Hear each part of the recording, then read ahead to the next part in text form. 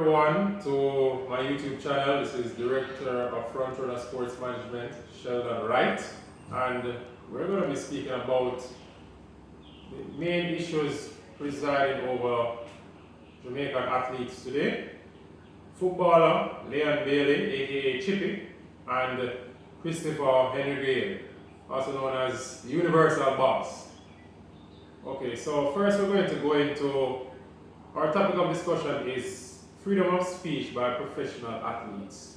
Are they entitled to just go about saying whatever they want to say on air? The fact remains this: professional athletes are governed by contractual agreements and they do represent their entity.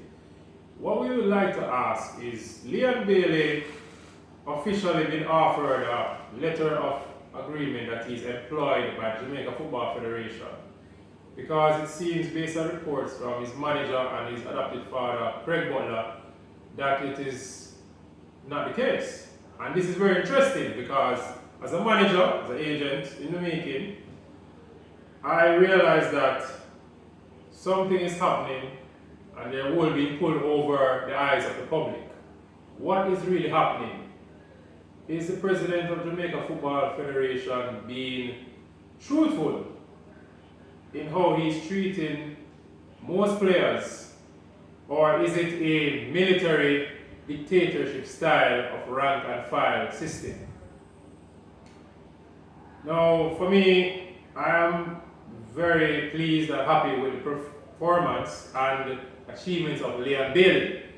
He has been shining a bright light for Jamaica's football for the time that he has come out and played for Belgium club Genk before he was transferred to Bayer Leverkusen in Germany. I remember particularly the 2 goals he scored against Bayern Munich that helped to win the game. And that in itself is an amazing achievement. I don't think a lot of persons are aware that being a professional athlete requires mental toughness, not just physical fortitude. The ability to commit and discipline yourself as a professional athlete requires a lot of training and investment. And in my view, I do not believe that Leon Bailey is being given the credit and respect he deserves. Now, in all honesty, what he said is scathing, is persons at the hierarchy of Jamaica Football Federation would take disrespectful. However, let's look at another picture here.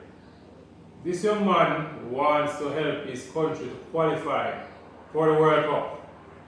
Questions need to be asked. When was the last time Jamaica qualified for a World Cup on the men's team side?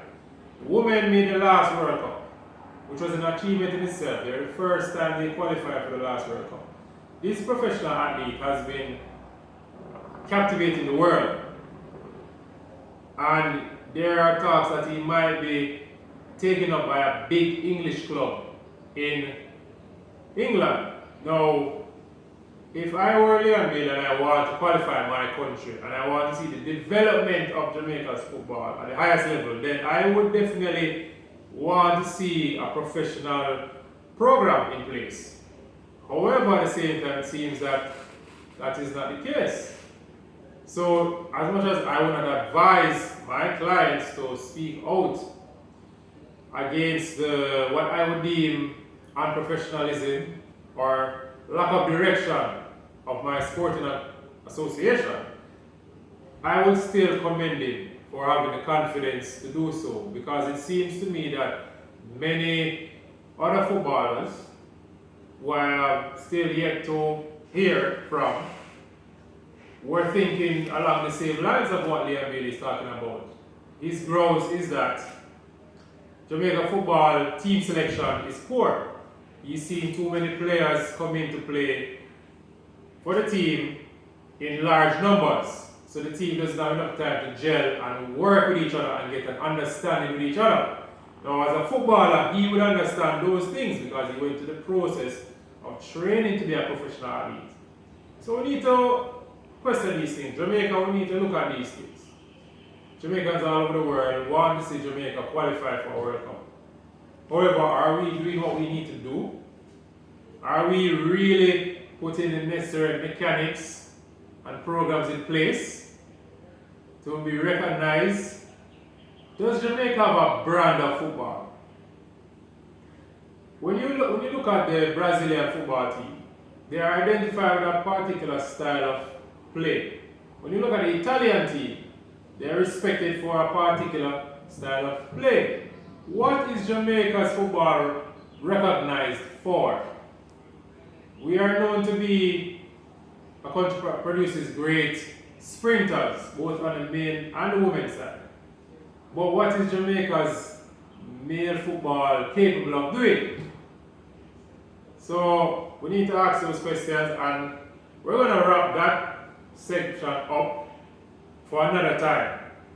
But I want you to think about these things, because we're going to go into another part where another legendary, amazing professional athlete, cricketer Chris Gayle, was also under fire for his scathing and some disrespectful remarks when he was not retained by the Jamaica Talawars cricket team. So we see some kind of stars being aligned. Two-star athletes are obviously unhappy with the management of local sporting bodies.